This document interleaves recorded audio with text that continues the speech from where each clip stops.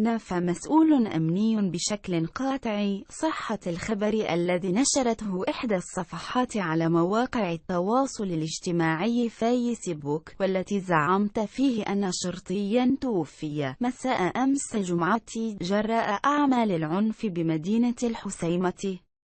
وأوضح ذات المصدر بأن هذا الخبر جرد شاعة لا أساس له من الصحة، نافيا تسجيل آية أعمال عنف مساء أمس الجمعة، ومفندا في المقابل خبر وفاة أي عنصر من عناصر القوة العمومية على خلفية هذه الأحداث.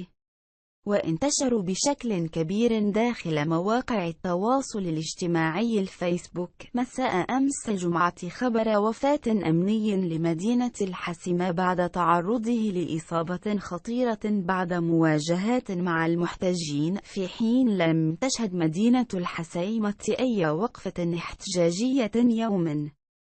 أمس.